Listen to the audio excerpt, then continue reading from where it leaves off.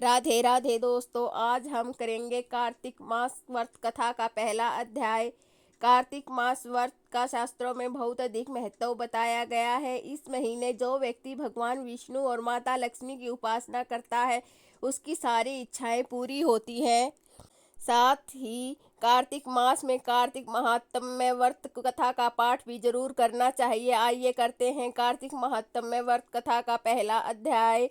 श्री सूत जी बोले, जब देवर्षि नारद श्री कृष्ण चंद्र जी से मंत्रणा करके चले गए तब हर्ष से गदगद होकर सत्यभामा ने अपने पति श्री कृष्ण चंद्र से कहा, हे स्वामिन, मैं धन्य हूँ, मेरा सफल जीवन धन्य है। मैं आपने को कृत्य समझती हूँ। मेरे जन्मदाता वे माता पिता भी धन्य हैं, क्योंकि उन्होंने निसंदेह त्रिलोक सुंदरी मुझ सत्यभामा को जन्म दिया।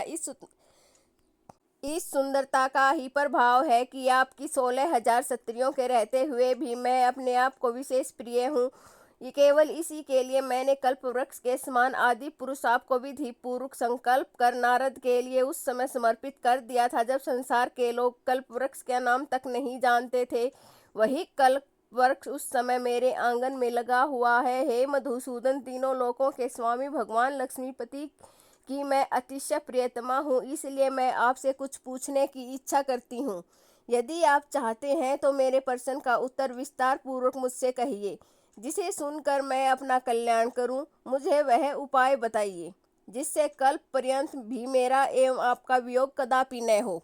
श्री सूत जी बोले कि इस प्रकार अपनी प्रियतमा सत्यभामा की बातें सुनकर श्री कृष्ण जी मंद मंद मुस्काने लगे। सत्यभामा का हाथ अपने हाथ में लेकर हास परिहास के साथ कल्प वृक्ष के नीचे पहुंचे और उस स्थान से सबको सेवकों को हटा दिया। सत्यभामा की ओर देखकर हंसे, साथ ही पूछा कि क्या वह उपाय सुनोगी। सत्यभामा भगवान के इस अनुराग को देखकर संतुष्ट और पुलकित हो गई और कृष्णचंद्र जी भी सत्यभामा को देखकर गदगद हो गई।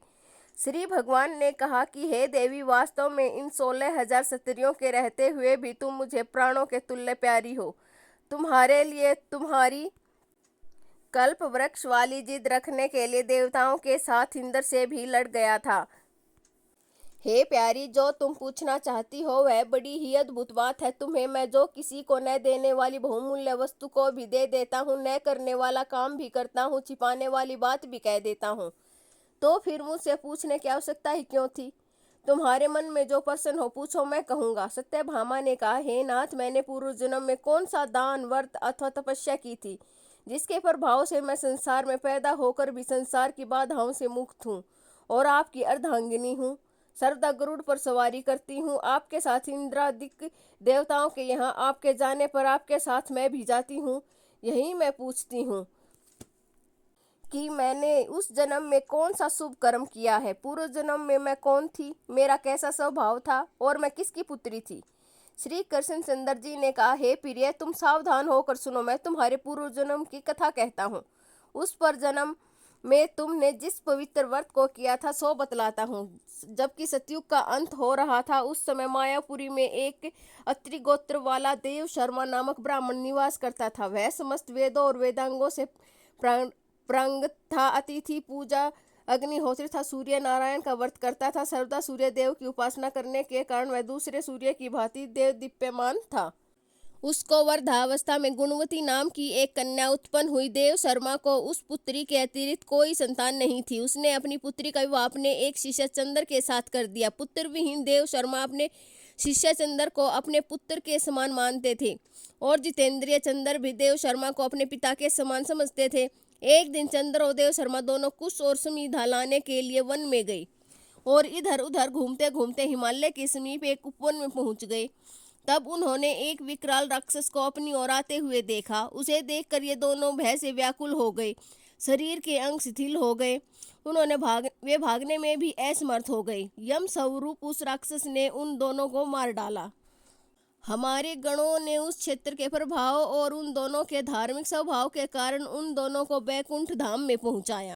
जीवन भर उन दोनों ने जो सूर्य देव की आराधना किया था उसी से मैं उन पर बहुत प्रसन्न था। हे प्रिय, शैव सूर्योपासक, गणेश के पूजक, वैष्णव और शक्ति के पूजक, जैसे वर्षा का पानी समुद्र में गिरता है उसी भांति ये सब अंत में मेरे ही समीप आते हैं। अकेला मैं ही नहीं मैं ही नाम और क्रिया के भेद से 5 रूपों में विभक्त हूँ। जैसे किसी का नाम देवदत्त है, वही देवदत्त किसी का बाप है, किसी का पुत्र है, किसी का भाई है और किसी का भतीजा है, लेकिन वास्तव में यह देवदत्त एक ही है। अस्तु सूर्य के समान तेजस्वी वे दोनों मेरे बैकुंठ में आकर रहने लगे। विमान पर यात्रा करते थे, उनका मेरे समान रूप था, वे मेरे ही समीप रहते थे, उनके शरीर में दिव्य चंदन लगा रहता था। कार्तिक मास का पहला अध्याय यहाँ पर समाप्त होता है। जय श्री कृष्ण।